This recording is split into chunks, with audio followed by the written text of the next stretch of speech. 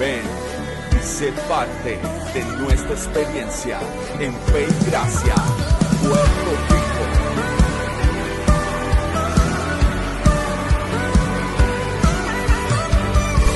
Conéctate, comparte y vive nuestra experiencia de adoración.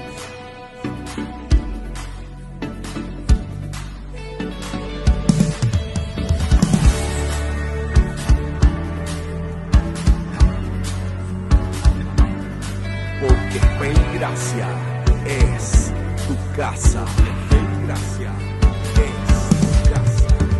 Hay júbilo en Fe y Gracia, hay libertad en tu casa, celebración y alegría, pues hoy es un nuevo día. Hay júbilo.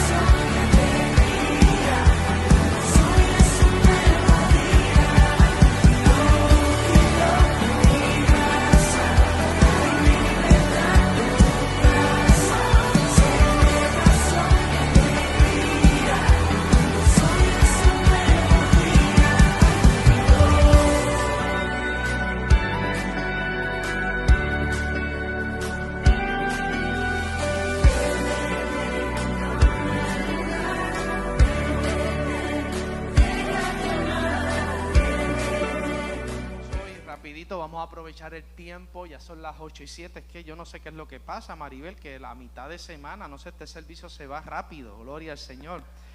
Pero vamos con calma, con cuidado, pero con paso firme, ¿verdad? Porque usted sabe que cuando se trata de edificar, usted sabe que tenemos que derribar, ¿verdad? Para usted nadie edifica encima de algo que está construido. Si usted quiere edificar algo nuevo, ¿qué es lo que tiene que hacer? Vamos a ver. ¿Quién sabe aquí de construcción? Posiblemente hay que derribar, ¿verdad?, aquello que está construido. Y de eso se trata, ¿verdad?, el método de Dios. Parte de lo que es el método de Dios se trata de edificar, pero para poder edificar tenemos que despejar aquello, ¿verdad?, dentro de nosotros.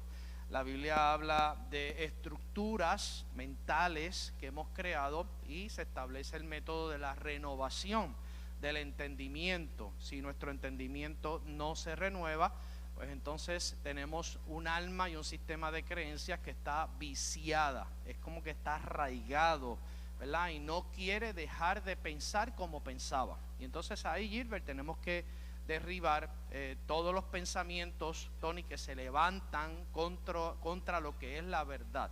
¿Dolerá derribar cosas que tenemos construidas dentro de nosotros? ¿Dolerá? Pues claro que dolerá.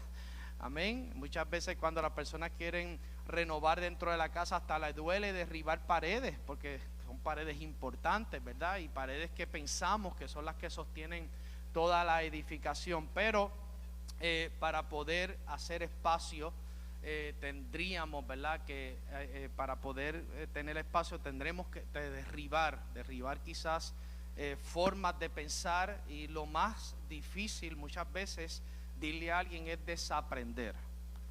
Dile a alguien, para aprender hay que desaprender. Y qué difícil se nos hace desaprender, más cuando tenemos ideas arraigadas dentro de nosotros, ¿verdad? Que hemos concluido por los siglos de los siglos, y más las ideas, ¿verdad? Que muchas veces las arrastramos mediante tradiciones. Fuimos enseñados, no está mal lo que aprendimos, ¿verdad? Pero quizás lo vimos de una forma literal, pero la Biblia dice que toda escritura es espiritual, y para poder entender ahora mismo toda la palabra tenemos que verla a través de lo que es el pacto de la gracia. Dile a alguien, yo estoy bajo el pacto de la gracia. Usted no está bajo el Antiguo Testamento, porque entonces si no se tiene que ir a la isla Cabra, buscar allí algunos cabritos, matarlos, derramar sangre, todas esas cosas, ¿verdad? Que requieren lo que es, que lo vamos a tocar hoy si nos da tiempo, lo que es la ley ceremonial, ¿verdad? Parte de la ley mosaica, parte del componente era la ley ceremonial. ¿Sabe, verdad? Y ya está aquí, siempre me gusta escribirlo para que usted tenga alguna idea bastante clara de lo que estamos enseñando. Pero usted sabe que enseñamos la segunda temporada del propósito eterno de Dios. Ya sabemos, esto es básico, ¿verdad? Lo voy a decir rápido. En el propósito de Dios está consignada, diga conmigo, la voluntad de Dios. Toda la voluntad de Dios, todo lo que Dios quiso y todo lo que Dios quiere y todo lo que Dios va a querer está consignada en el propósito eterno de Dios. Él no va a cambiar porque usted no quiera. Él no va a cambiar porque usted tenga alguna mejor idea. ¿Usted piensa que usted tiene una mejor idea de Dios? ¿Quién sabe más, usted o Dios? Dios sabe más que todos nosotros, ¿verdad que sí? Así que es importante que comprendamos, ¿verdad? Que todo nace desde ese propósito eterno donde está consignada la voluntad de Dios. Y en esta segunda temporada comenzamos a explorar lo que es la ley y la gracia, ¿verdad? Palabras que sabemos de memoria, palabras que las cantamos, pero hay mucho desconocimiento. Así que todo lo que usted no conoce, usted lo va a imaginar. Y posiblemente en el peor de los casos, cuando las personas tienen un micrófono en la mano, si no entienden lo que es el propósito eterno de Dios, entonces van a hablar acerca de lo que es la ley y la gracia, aquellas cosas que ellos imaginan, aquellas cosas que por experiencia, ¿están mal las experiencias? Las experiencias que pasamos no son malas, ¿verdad? Todo puede construir, todo lo que nos ayude a tener una fe más sólida, inamovible, con eso no hay problema. Pero usted debe de concluir conmigo que hay muchas personas que conocen palabras como la ley y la gracia, pero su conocimiento es limitado, ¿verdad? Y el conocimiento limitado, cuando no tenemos un conocimiento profundo, cuando algo no se nos revela, lo imaginamos. Entonces nuestra mente comienza a ser creativa. Y entonces una mente creativa, usted sabe todo lo que usted va a generar. Y el problema no son los pensamientos que genera una mente creativa, sino lo que usted va a comenzar a sentir. Porque ¿qué es lo que ocurre después que usted lo siente? Usted lo materializa con una acción. ¿Cuántas personas, pastora, no tenemos en el camino de la vida, verdad? Que conocemos que por sentir cosas hoy están estancados, no avanzan, no logran objetivos, no logran muchas cosas. Y el evangelio no se trata de lo que sentimos, ¿verdad? Se trata de lo que Dios ha dicho. ¿Okay? Lo que Dios ha dicho es lo que permaneció, permanece y permanecerá. Y eso es lo que estamos estudiando. y estamos explorando lo que es la ley y la gracia. Comenzamos, ¿verdad? Como todos de los que han estado siguiendo esta enseñanza, tanto aquí de forma presencial como a través de la transmisión, comenzamos estudiando la ley de Dios. ¿Por qué? Porque la ley no comenzó con Moisés. Ese es uno de los asuntos que se nos ha aclarado y que se nos va a aclarar con esta enseñanza, que la ley no está limitada solamente a la ley de Moisés como todos nosotros conocíamos, ¿verdad? Sino que la ley, ¿verdad?, está consignada a la realidad. Entonces me fue por aquí. Sino que la ley de Dios es mucho más amplia. La ley de Dios fue la que gobernó todas las cosas, al principio de todas las cosas. Y le traje un ejemplo que los primeros en violar la ley de Dios, ¿quiénes fueron? Fueron los ángeles. Los ángeles se rebelaron, violaron la ley, y entonces el hombre no tardó en caer en esa tontería y también terminó violando la ley de Dios. Eso trae entonces la próxima ley. Primero que nada es importante que usted entienda que esa ley de Dios era genética, era natural. Todo fluía, no había problema, no había conflicto. Dios le hablaba a Adán, Adán obedecía, no había resistencia, no había un comité que resistiera lo que Dios tenía en mente. Al contrario, había una obediencia genética. El hombre no tenía conflictos, recibía en su espíritu, porque todavía su espíritu no había muerto, y a través del alma y a través del cuerpo transmitía las instrucciones de Dios. Dios le decía en su espíritu, haz esto, y el hombre se movía, no había ningún tipo de conflicto. Pero el hombre no tardó en hacer lo que hicieron los ángeles, y entonces mientras los ángeles, fíjense que los ángeles violaron la ley de Dios, pero no entró en vigor la ley del pecado y de la muerte. Pero quien era semejanza, imagen y semejanza de Dios, cuando viola la ley propia de Dios, ahí sí que entra en vigor. Y entonces entra la segunda ley. ¿Cuál es la segunda ley? La ley del pecado y ¿de qué? Y de la muerte. Esto es importante que lo comprendamos, ¿verdad? Esto parece metódico, parece, ¿verdad? Ay, Dios mío, el pastor con lo mismo, pero ¿sabe qué?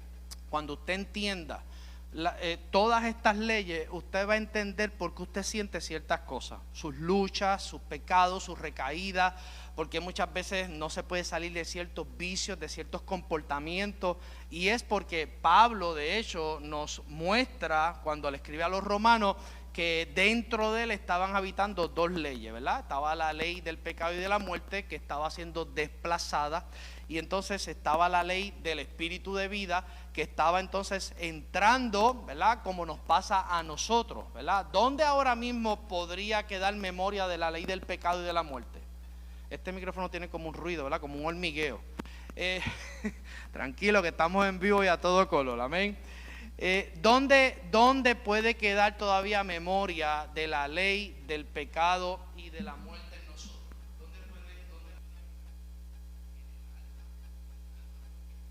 alma fue la que recibió, ¿verdad? Y esa alma entra en ese gobierno ilegítimo, y cuando viene Cristo al corazón del hombre, pues la carne se va a resistir, el alma no quiere. Imagínense que usted esté en un trono y venga alguien y lo desplace.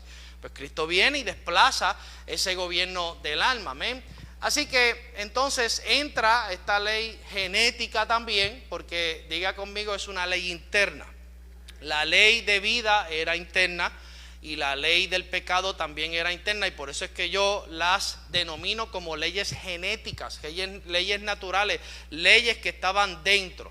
Así que cuando entra la ley genética del pecado y de la muerte, entonces desplaza, ¿verdad?, el hombre espiritualmente, donde estaba la ley de Dios gobernando en esa realidad espiritual, donde el hombre es igual a Dios y es igual a Cristo. En esa realidad, cuando eso se apaga, pues entonces entra esa ley a gobernar, que es una ley contranatural. Y usted sabe que traímos una cantidad de ejemplos en donde enseñamos acerca de la devastación que dejó y sigue dejando. Todos los conflictos que estamos viendo hoy, usted no los puede ver de otra forma que no sean como frutos de la ley del pecado y de la muerte. No piense que esto de las guerras, todas estas situaciones, las hambrunas, las enfermedades, son resultado de otra cosa que no sea el resultado de la ley. Porque estas leyes se manifiestan en frutos, así como la ley del Espíritu, ¿verdad? Y así como el Espíritu Santo dentro de nosotros, la forma visual o evidencial para que la gente vea que nosotros sí tenemos el Espíritu Santo, ¿cuál es? Los frutos. ¿Verdad? No hay forma, usted puede decir 2000 palabras juntas memorizadas, pero si no hay fruto, pues no hay fruto. O sea, no podemos, eso es la evidencia, así que la evidencia son los frutos. Y cuando el hombre peca, entonces viene toda esa devastación. No pudo, mire, ni el diluvio pudo resolver el desastre que había en la tierra. Una debacle total. Fíjense que la Torre de Babel, el asesinato de un hermano contra un hermano, bueno, un desastre. ¿Por qué? Porque la ley del pecado no puede producir otras cosas y la seguirá produciendo mientras el hombre no permita que la ley espiritual, ¿verdad?, que ha sido impartida hoy de nuevo, que esa es la cuarta ley, estamos en la tercera ley, sea entonces, ¿verdad?, que la entendamos. Ya fue restaurada dentro de nosotros, pero si no comprendemos la anatomía de todas estas cosas, pues entonces vamos a pensar o que la ley de vida no está en nosotros, ¿verdad?, o que falta algo por hacer dentro de nosotros. Y yo quiero que usted le diga a alguien con tranquilo, con calma y sin ofenderlo, lo único que falta es que lo entendamos. Claro. Lo único que falta, ¿para qué es la renovación del espíritu del entendimiento, Tony? Para que podamos comprender la voluntad de Dios, que es buena, agradable y perfecta. Amén. Así que esto es lo que se da, sale la ley. Entonces, lo próximo que viene, que lo tocamos en la pasada enseñanza, es la promesa hecha a Abraham, ¿verdad? Cuando Dios observa la situación, entonces ve a Abraham, esta persona, ¿verdad?, ermitaña allí en un pueblo pecador, lleno de muchísimos ídolos, y de allí entonces se da, ¿verdad?, en donde Dios llama a Abraham y comienza, ¿verdad?, poco a poco a trabajar este asunto que ya todos conocemos, ¿verdad?, en donde Dios llama a Abraham. Viene de Abraham, nace Isaac, después Jacob, entonces José llega a Egipto, y cuando llega a Egipto, allí entonces termina siendo vicerrey, que lo tocamos en la última enseñanza. Y allí entonces, en medio de una hambruna ya profetizada y aclarada al faraón a través de José, que por causa de eso es que faraón lo termina poniendo como vicerrey en Egipto, entonces se da, ¿verdad?, se comienza a dar, porque Jacob le dice a sus hijos que por qué se están mirando. Muchas veces las crisis ponen a las personas a mirarse las caras sin soluciones, ¿verdad? ¿No se ha visto así que cuando está exhausto, cansado, se queda así mirando, ¿verdad? En esta época pues miramos el celular, entramos a Facebook, que nada de eso está mal. Pero cuando tenemos la oportunidad de hacer algo, ¿verdad?, Jacob escucha, dice: yo escuché que en Egipto hay víveres, hay comida. He visto, ¿verdad? La visión de Jacob era una visión más elevada, profética, y él podía ver, mientras que estos muchachos estaban allí entretenidos, ¿verdad?, jugando chenicheque, jugando monopolio, todas esas cosas, y había algo grande. ¿Por qué? Porque Dios estaba arraigado al propósito eterno, que era de restaurar nuevamente lo que el hombre había perdido en el huerto. Dios no nos va a dar, lo que Dios nos ha dado era lo que Adán tenía en el huerto, ni más ni menos. Por eso es que hoy nosotros estamos plenos. La mente nos hace pensar que no lo estamos, y por eso es que siempre tenemos ese deseo de seguir buscando otras cosas, ¿verdad? Y vamos detrás de cosas nuevas. Pero Pablo decía: no me canso de repetir las mismas cosas, para que vuestra fe sea guardada y podamos entonces ir de regreso al entendimiento de seguir las instrucciones del propósito eterno del Señor. Allí estos hermanos llegan, José manda a buscar a su padre, y de 70 hombres, mire qué cosa milagrosa, un clan completo, una nación ya hecha y derecha, entra entonces a Egipto como una semilla. Allí Faraón le da la mejor tierra, Gosén, no tenían que hacer nada. De hecho, Faraón advirtió a José de que su padre no trajera ningún enser viejo, porque créame que cuando vamos a entrar en una temporada hermosa de Dios, las cosas viejas hay que dejarlas atrás. La gente quiere estar siempre con los trastes viejos. Pues, si hay trastes nuevos, ¿por qué usted tiene que arrancar con los trastes viejos? Pero no, queremos entonces lo mejor de Dios, pero queremos quedar con los tereques mejores que nosotros por tradición pensamos que está. Una olla dañada y sucia, marcada. Ay, pero es que esa olla me la dio la abuelita, me la dio la comadre y yo la tengo ahí. Pero mi hija, pues ahí hay una caja nueva de Costco con las mejores ollas cristalizadas y todo eso fue lo que le ofreció Faraón. Eso está en la Biblia. No traigan enseres viejos, porque todo yo se lo voy a dar nuevo. Le dio la tierra de Gosén. Allí entonces fue el lugar donde se comienza a gestar. Se gestó de 70 personas, salieron millones. Tomó 400 años porque todo toma el tiempo que tenga que tomar. Eso es lo que yo les digo aquí muchas veces, ¿verdad? Usted con esa mente de nivel prisa, que usted quiere que Dios haga, quiere coger a Dios y reducirlo a la crisis que usted está pasando. Y ay, que Dios tiene que hacer las cosas y usted le declara. ¿Cuántos le han declarado cosas a Dios para que las haga? No está mal que usted se las declare, pero usted piensa que una declaración que usted le haga a Dios que sea contraria a su propósito, Dios se la va a contestar. No está obligado, es que Dios no está obligado a eso. Y muchas veces estas declaraciones parecen más chantaje y manipulación que la declaración honesta del corazón, ¿verdad? Lo que usted no entienda y lo que usted no pueda controlar de forma natural, póngalo en las manos del Señor y espere. Todo toma su tiempo, el tiempo que tenga que tomar. Imagínense ahí cuántos murieron ahí, cuántos nacieron, cuántos resucitaron, cuántos de forma accidental tuvieron que pasar. Solamente hay que echarle un ojo a la historia de lo que pasó ahí en los 400 años y eso es para pelo. Eso, yo tengo un libro que se llama Éxodo y Redención. Eso es un libro así negro. Eso no está en la Biblia. Eso es un historiador que va detalle por detalle marcando y estableciendo todas las cosas que Faraón hizo con ese pueblo, porque el problema es que cuando José, aunque había un pacto con José, José muere y el Faraón que entra en las próximas generaciones se olvida del compromiso que habían hecho con José. Y eso es lo que ocurre, ¿verdad?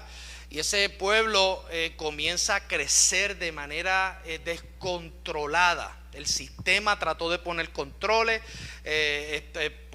Faraón puso a Cifra y a Púa, si no me equivoco. Estoy viendo los archivos de las neuronas viejas de mi mente, ¿verdad? De las cosas que he leído.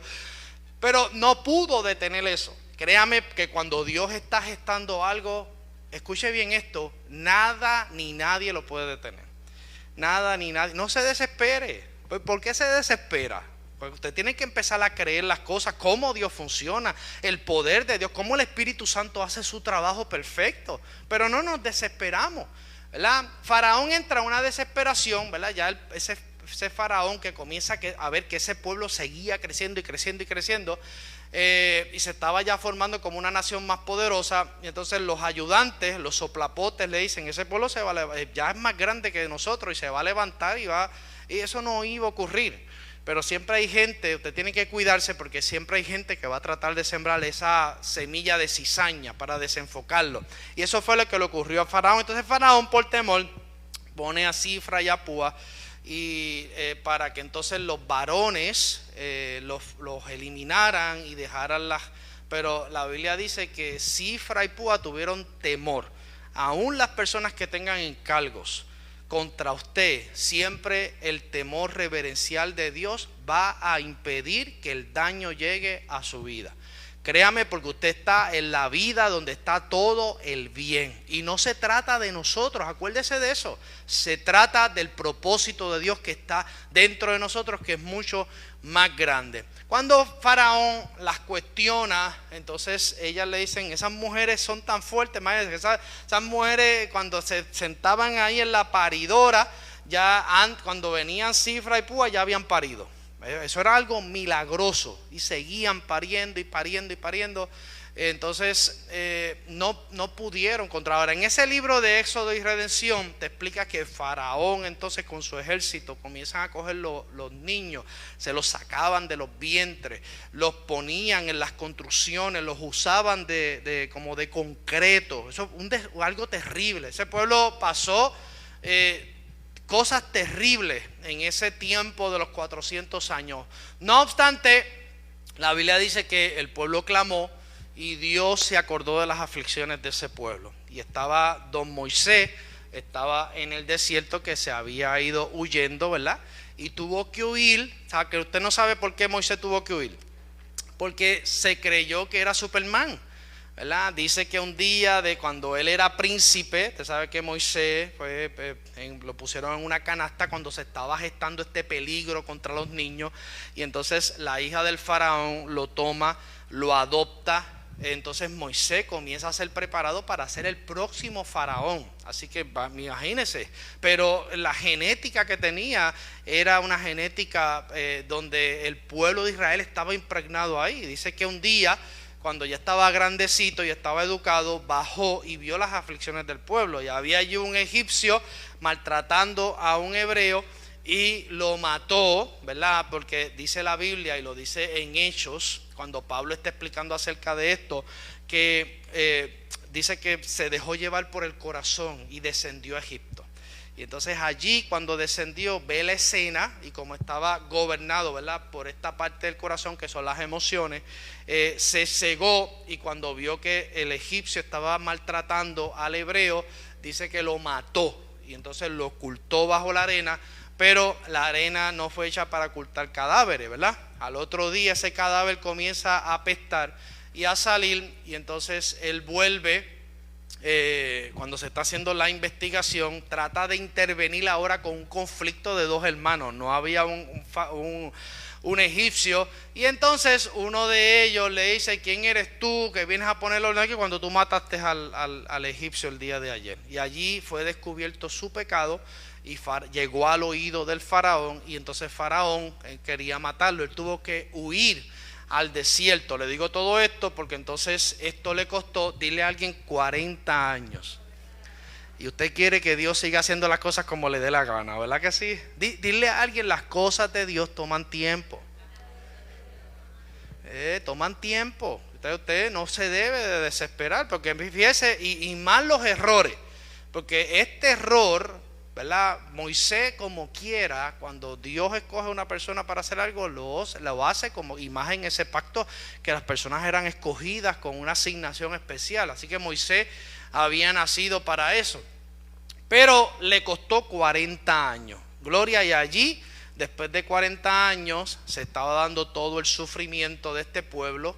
Estaba gestándose, estaba creciendo, estaba la persecución, estaban matando a los varones, estaban coartando, ¿verdad?, el aspecto, estaban poniendo mayor carga sobre el pueblo de forma descontrolada. Y entonces en ese mismo instante, cuando habían pasado ya 40 años, estaba don Moisés, estaba cuidando las ovejas de su suegro, y allí Dios llamó su atención a través de una zarza. ¿Por qué llamó la atención? Porque en ese momento, ¿verdad?, en el desierto muchas zarzas se prendían en fuego, pero se consumían. Pero esta zarza particularmente no se consumió, ¿verdad? Una zarza es un árbol, y estaba encendido en fuego, y Moisés dice a Dios: pero ¿por qué eso no se consume? Y entonces Dios llama la atención, y Moisés se acerca. Dios le dice: no te acerques, porque el lugar que estás pisando santo es. Así que ahora Moisés estaba allí con la vara, los zapatos, y le dijo: quita la sandalia, porque de esas sandalias tenían una representación alegórica. ¿Qué usted piensa que era la representación de esas sandalias? Un camino antiguo, ¿verdad? Y entonces él le dice, quita esas sandalias antiguas y déjalas afuera, porque vas a entrar ahora en una dimensión donde yo te voy a dar nuevas instrucciones. Allí se presenta delante de Dios, comienza a hablar, Dios le comienza a hablar, él le pone mil excusas, como muchos aquí, de los que están aquí, los que nos están viendo, le ponemos excusas a Dios. Le dice, yo soy gago, no sé hablar, no tengo esto, no tengo capacidad. Todos los paradigmas mentales que aparecen al momento de Dios consignar o invitarnos a hacer algo. Y entonces Dios le dice que tirara, ¿verdad? Cuando él le pregunta cómo yo voy a hacer eso, Dios le dice, ¿qué tienes en las manos? Y entonces él le dice una vara, y la vara la tira en el suelo, y esa vara se convierte, ¿verdad?, en serpiente. Y le dijo entonces, coge ahora la vara y voltéala. Así que la vara la tenía con la cabeza arriba, pero ahora la volteó con la cabeza abajo. Y esto nos tiene que enseñar algo bien importante, porque en las varas en aquel entonces se escribían las historias. Cuando Moisés estaba con la vara viendo la zarza y escuchando la voz de Dios, él estaba viendo todos los aspectos históricos que le habían ocurrido a él. Así que la historia traumática de Moisés de 80 años estaba interfiriendo en lo que Dios estaba diciendo y lo que él estaba viendo de la zarza. Y entonces Dios le dice, tira esa historia al piso, vamos a convertirla en serpiente, voltéala y tómala. Y cuando él la voltea por atrás, entonces ya no tenía historia del pasado escrita. Yo le comparto todas estas cosas porque son relevantes, ¿verdad?, para poder comprender cómo Dios llama, ¿verdad?, a estas personas, particularmente Moisés, porque es a Moisés a quien le entrega la ley, que vamos entonces, que es la ley escrita. Así que cuando esto ocurre, lo próximo que ocurre es que Dios le dice a Moisés, mete tu mano en el seno, ¿verdad? La mano, diga conmigo, la mano representa lo que hago, el seno representa lo que soy. Cuando lo que él iba a hacer toca lo que es él, se llenó de ¿qué? Vamos a ver, ¿quién se ha visto? De lepra. Así que su ser estaba lleno de lepra, ¿verdad? Porque había matado a una persona, estaba asustado en un desierto, se sentía perseguido, tenía complejos, tenía prejuicios, todas estas cosas que nos pasan a nosotros, ¿verdad, pastora?, en el camino de la vida. Y cuando él saca la mano, la ve llena de lepra, ¿verdad? Entonces Dios tenía que asegurarse que lo que fuera a hacer en los próximos 40 años no fuera leproso, sino que fuera de un ser sano y curado.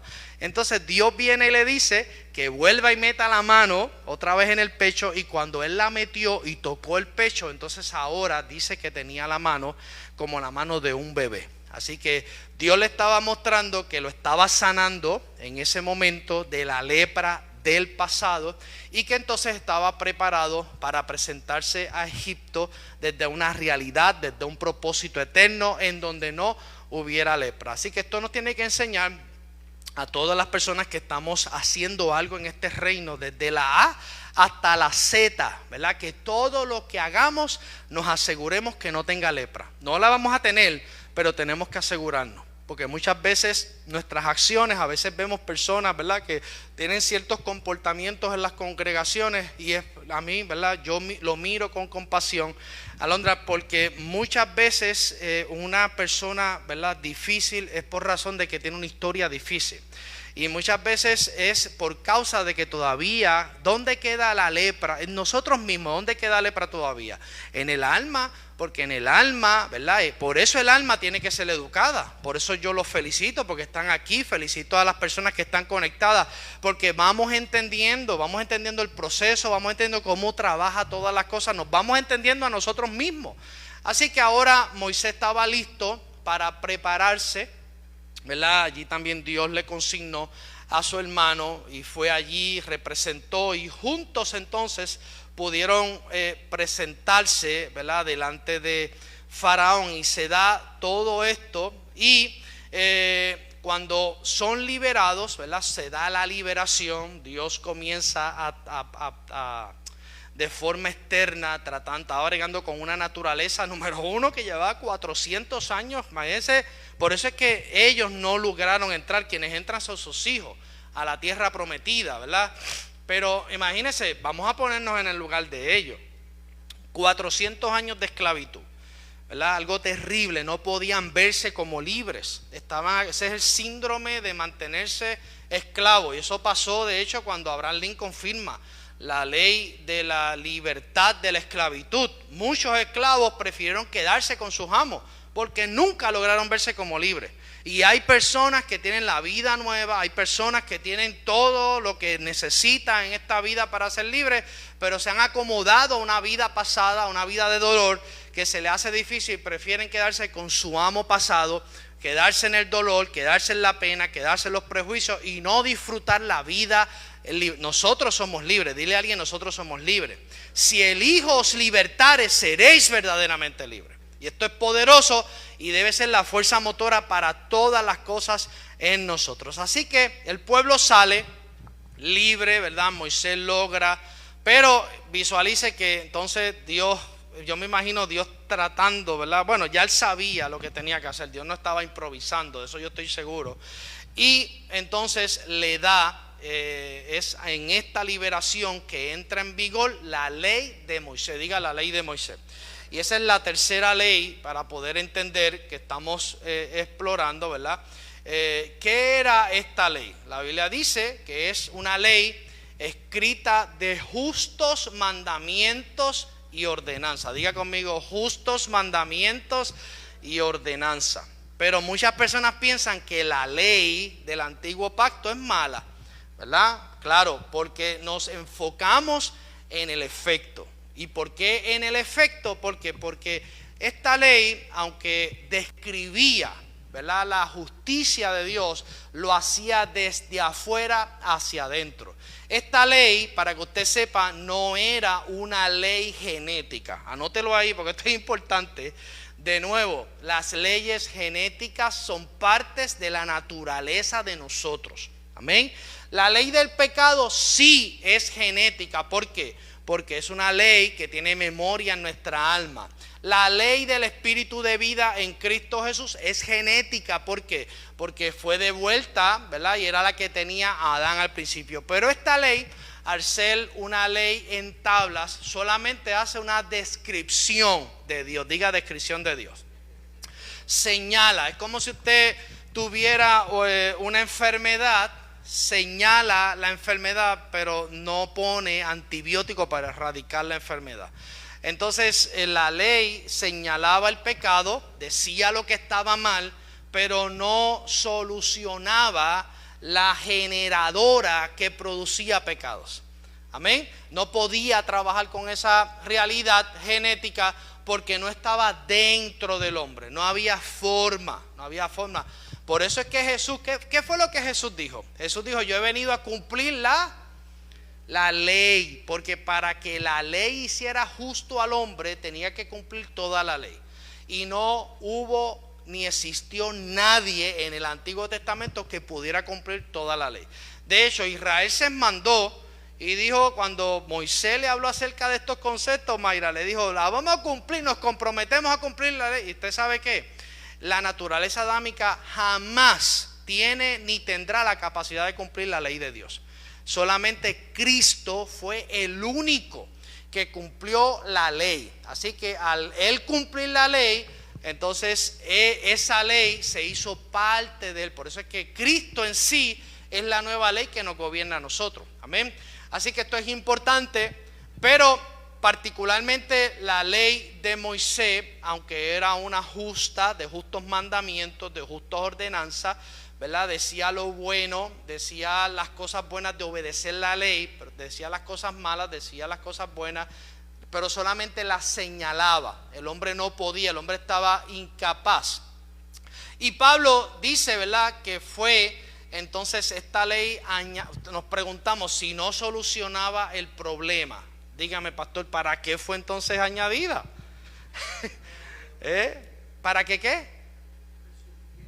Claro, para que el hombre supiera, pero también fue establecida para que lo podamos entender como un paréntesis entre la realidad presente en ese momento y la cruz. Eso fue como si fuera un búnker, ahí metieron dentro de la ley la naturaleza del hombre. ¿Por qué? Porque ¿qué venía en los lomos de ese pueblo? Vamos a ver, ya lo hemos predicado aquí. ¿Quién venía? Cristo venía en los lomos de ese pueblo. Así que él no podía ya poner, porque a Abraham le fue prometida la simiente. La simiente es una, y Gálatas lo dice, por eso es que no habla de simientes, habla de una simiente. Y se le promete a Abraham esa simiente venía en los lomos de ese pueblo, ¿verdad? Parece paradójico, porque un pueblo esclavo, 400 años, pues no, quizás, ¿verdad? No podemos entender de forma natural, pero sí se dio una nación poderosa, salió una nación poderosa. Dios se glorificó con muchas cosas, ¿verdad? Y cuando cogió el corazón de Faraón y lo endureció, no lo hizo simple y llanamente para hacerle la vida imposible a Faraón. Lo hizo más para que este pueblo fuera migrando de la esclavitud, para que se comenzaran a ver como hijos libres. Así que todo ese proceso, pero ellos vieron caer del cielo maná, codornices, ellos vieron caer fuego, ellos vieron que se abrió ese mar inmenso, ¿verdad? Y como quiera no migraron de esclavos a libres. Por eso es que todos mueren en el desierto. Ahora, ¿para qué sirve esta ley, verdad? Gálatas 3:19, si me lo pueden poner. ¿Hay alguien arriba? ¿No? Sí, ok. Gálatas 3:19, mire lo que dice. Entonces, esta versión, si quiere anótela, ¿verdad? Entonces, ¿para qué sirve la ley? Fue añadida a causa de las transgresiones, hasta que viniese, ¿qué dice ahí? La simiente, a quien fue hecha la promesa y fue ordenada. La promesa fue hecha, la simiente es Cristo, y la promesa fue hecha ¿a quién? A Cristo. Y Cristo estaba en los lomos de Abraham. Así que todo esto se establece para proteger. Diga conmigo, protección. Se hace un paréntesis, ¿verdad? A quien fue hecha la promesa y fue ordenada por medio de ángeles en manos de un mediador. Amén. Es Gálatas, no es Génesis. Gálatas 3:19. Amén. Entonces, ¿para qué sirve la ley? Fue añadida a causa de las transgresiones, hasta que viniese la simiente, a quien fue hecha la promesa y fue ordenada por medio de los ángeles. Así que esta ley fue puesta sobre el hombre. Vamos a referirnos a lo que es este pueblo que sale de Egipto. Fue puesta sobre el hombre porque la ley de vida o la naturaleza de Dios cesó de obrar en él. Así que mientras esta ley no estaba, había un desastre. ¿Por qué? Porque la ley genética del pecado estaba haciendo y deshaciendo. Pero entonces Dios comienza a señalar desde afuera todo lo justo de él, todo lo bueno. Comienza a tratar con esta naturaleza, comienza a poner paréntesis, ordenanzas, ¿verdad?, entre lo que era la promesa hecha a Abraham hasta que llegara a la cruz. ¿Por qué? Porque una vez llegara a la cruz, el problema del pecado sería erradicado y sacado. Más adelante voy a compartir esa porción bíblica. Por eso cuando Juan el Bautista ve a Jesús, que dijo: este es el Cordero de Dios que quita el pecado del mundo. Fíjense que Jesús no vino a erradicar pecados. Él vino a erradicar el pecado. Y cuando hablamos de el pecado, estamos hablando de una naturaleza que es pecado. Por eso yo lo he dicho aquí, ¿verdad? Y quizás usted se ha escandalizado un poco, pero Él en sí no vino a hacer milagros en la tierra. Los milagros fueron el resultado porque era Dios mismo en ese cuerpo. Hello. O sea, claro que sí que tienen que ocurrir cambios, claro que sí que van a ocurrir muchísimas, como van a ocurrir en usted muchos milagros por causa de la vida que le habita, porque usted es un espíritu juntamente con Cristo, amén. Pero en esencia Jesús lo que vino fue a erradicar la fábrica que generaba pecados, porque si tú erradicas el problema, eliminas los problemas. De nuevo, si erradicamos el problema, si usted toma decisiones en donde usted erradica el problema, entonces usted no va a tener más problemas. Entonces Jesús vino a resolver ese problema, y Juan el Bautista lo pudo identificar. Y este paréntesis, ¿verdad?, es hasta que la semilla de su propia vida trajera un nacimiento en el hombre de la naturaleza que había perdido en el Edén. Porque la ley de vida no podía entrar en vigor si la naturaleza que se había perdido en el huerto no era una vez nuevamente entregada al hombre. Por eso es que cuando estamos hablando de lo que debe de ocurrir en nosotros, número uno, tenemos que nacer de nuevo. Posiblemente hay muchos auditorios llenos y hasta aquí podrían haber personas, ¿verdad?, que están presentes pero no han nacido de nuevo. Eso no está mal. El nuevo nacimiento se tiene que dar en un momento dado porque el entendimiento de la verdad y la vida de Cristo va produciendo todas esas cosas. Pero si no había un nacimiento en donde la propia vida de Dios se impartiera nuevamente como la tenía Adán en el huerto, Emma, no podía entrar en vigor otra vez la primera ley de vida. Así que esto es lo que viene a hacer Jesús, ¿verdad? Y este paréntesis se da hasta que esa naturaleza nuevamente fuera impartida, que es lo que vino a hacer Cristo. Cuando Cristo resucita, entonces imparte a la iglesia. Y esto es lo que se da el día de Pentecostés. El día de Pentecostés, cuando el Espíritu Santo desciende, porque antes de la cruz el Espíritu Santo no habitaba a las personas. Pero diga conmigo, después de la cruz, especialmente después de la resurrección, el Espíritu Santo nos habita. El Espíritu Santo es una persona que le habita, está dentro de usted. Padre, Hijo y Espíritu Santo, con funciones múltiples, pero es la misma vida. ¿Amén? El Espíritu Santo lo enseña, es maestro, es paracleto, le da entendimiento. Estas cosas mismas que yo estoy seguro que usted sale de aquí con más preguntas. El Espíritu Santo es su maestro en perfección. Amén. Yo soy un maestro de la palabra, yo soy un pastor, pero el Espíritu Santo podría traer más profundidad, más aclaración, porque el Espíritu Santo no confunde. Y donde está el Espíritu de Dios hay libertad. Amén. Así que esto es lo que se da. Y cuando Israel sale de la esclavitud, Dios lo pone bajo esa ley como medida cautelar. Era mucho lo que se ponía en riesgo si no venía una ley que prácticamente los pusiera entre la espada y la pared. Pues si no lo entiendes por amor, Dios te lo está tratando de decir desde afuera por amor, pues entonces Dios prácticamente lo hace por imposición con una ley escrita a la buena. Te describe, mira, yo soy un Dios bueno, amoroso, yo te quiero bendecir, pero tienes que hacer estas cosas. Ahora nosotros no hacemos cosas para ser bendecidos, nosotros hacemos cosas porque ya somos bendecidos. Pero ese pueblo tenía que hacer cosas para ser bendecido. Así que esta ley que se le impone, ¿verdad?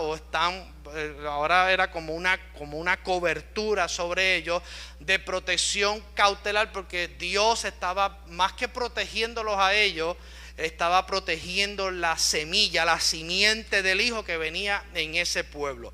Y esto era una descripción de la ley viva de justicia que Adán y Eva habían abandonado y perdido, ¿verdad? El único problema, ¿cuál era el único problema de esta ley? Lo dije ahorita, era que era una ley, Gilbert, externa.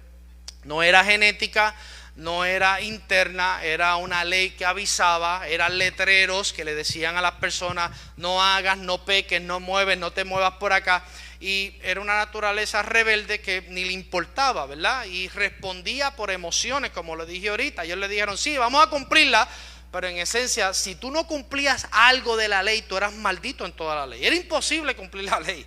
Por eso es que el único que cumple esa ley se llama Jesucristo. Pero como era una ley externa, esta era la razón por la cual era una ley débil. Débil no porque lo que Dios produce sea débil. Débil porque no podía trabajar con la causa de nuestro problema. No podía cumplir. Amén. Erradicar esa naturaleza de pecado. Solamente la juzgaba, solamente la señalaba, solamente le decía lo que estaba mal, ¿verdad? Le decía: si haces esto, vete a tal ciudad de refugio. Entonces venía un juicio, etc. Todas esas cosas. No había manera de que el alma adámica pudiera, aunque era santa, justa y buena, como dice Romanos 7:12. Anote esa referencia bíblica y la puede buscar después, Romanos 7:12. porque establecía, ¿verdad? Y cuando hablamos que era santa, justa y buena, como dice esta porción de la Escritura, era porque establecía el estándar y el carácter de Dios, ¿verdad? Pero por la condición del hombre solo podía hacer una descripción y no podía ser la vida en sí, como en el caso de nosotros, que Cristo es la vida en sí, es la palabra cumplida. Cristo es el cumplimiento de lo que dejó establecido el profeta Jeremías. Jeremías lo profetizó. Llegará el tiempo en donde no tendrán necesidad de que nadie os enseñe, sino que escribiré mi palabra en las tablas del corazón y yo mismo le hablaré. Estaba profetizando de Cristo Jesús, porque Cristo es la palabra que se imparte en nosotros. Amén. Y la naturaleza de Adán no la podía cumplir, era completamente imposible. Y al ser, ¿verdad?, una ley externa y solo una descripción, no podía detener la ley interna, genética del pecado que gobernaba, que es la que producía que el hombre viviera en rebeldía, ¿verdad? Solamente esta ley controlaba, señalaba y manifestaba en multitud de formas esa maldad, impureza, enfermedad, por hacerse esclavo, ¿verdad?, de la ley del pecado, pero no solucionaba el asunto. Ahí es donde estaba la debilidad de lo que es la ley, ¿verdad? Porque eran palabras escritas en piedra, pero no en el corazón del hombre. Amén. Así que es importante, lo voy a dejar aquí porque tengo que entrar. La ley, y esto lléveselo, la ley no son los 10 mandamientos solamente. Diga conmigo, son 613 mandamientos. 613 mandamientos. Y para que el hombre, ¿verdad?, fuera declarado justo, no justificado, declarado, tenía que cumplir esos 613 mandamientos. Amén. Y de otra manera no podía hacerlo. Así que esto es importante que lo comprendamos, ¿verdad?, para que podamos profundizar, ¿verdad?, y saber que como único podemos ser justos es en el pacto de la gracia. En el Antiguo Testamento, para aquellos amigos que me están viendo, ¿verdad?, que están en una pata la ley y otra pata en la gracia, pues yo tengo que decirle con el corazón en las manos que si usted quiere estar con una pierna en la ley, yo no tengo problema, pero tiene que cumplir los 613 mandamientos. No me diga a mí que usted es aficionado del antiguo pacto si usted no cumple los 613 mandamientos. Tiene que matar, tiene que sacrificar cordero, tiene que tener un templo donde Dios venga, lo visite, todas esas cosas que ahora las tenemos todas en Cristo. La profecía y toda la expectativa de Dios era que Él estaba buscando un templo donde Él vivir de forma permanente. ¿Es que usted no sabe quién es el templo donde Él vive hoy de forma permanente? Diga conmigo yo. Dígalo. Alondra, ¿eres tú? ¿Ah? Somos nosotros. Mayra, eres tú. Eres tú, Tony. Así que somos, el profeta Isaías dijo que él buscaba una casa donde habitar porque ya le estaba cansado de la sangre de los animales. Él quería corregir ese problema y quería tener una generación que le adorara en espíritu y en verdad. El miércoles que viene entramos, ¿verdad?, con los 613 mandamientos. Si nos da tiempo, entramos con la ley del espíritu de vida, para que entonces ya en la próxima enseñanza ya entrar en lo que es la gracia.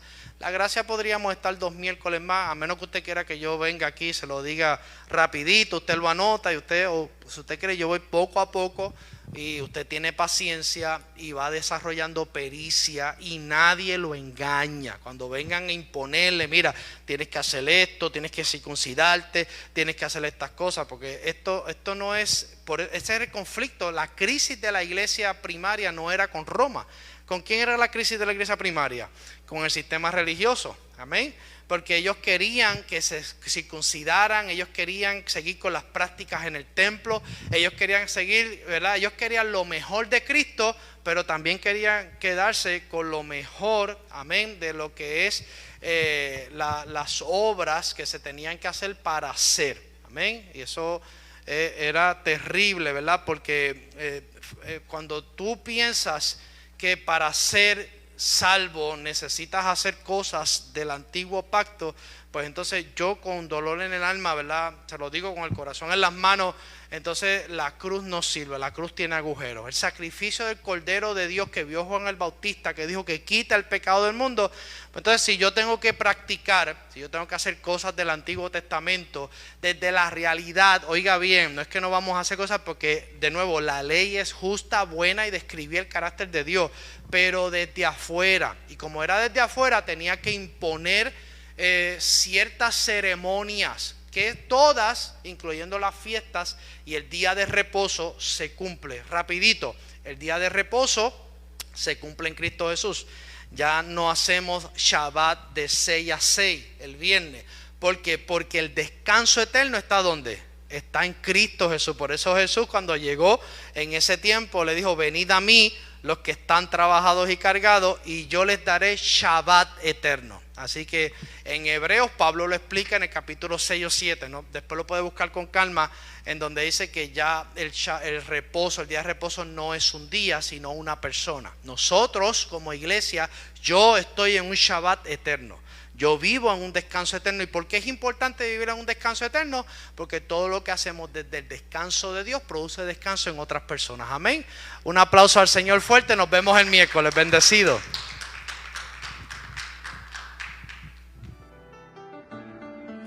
Que Jehová te bendiga y te guarde, que Jehová haga resplandecer su rostro sobre ti, que tenga de ti misericordia y que ponga en ti su paz, su shalom y su bendición. En el nombre de Jesús, amén.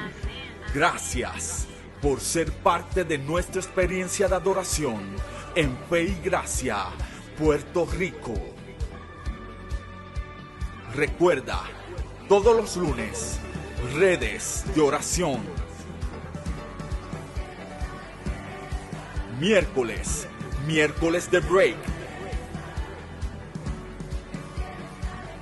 Viernes, culto de jóvenes, Generación Fe. Y no te pierdas todos los domingos nuestra experiencia de adoración en Fe y Gracia, Puerto Rico.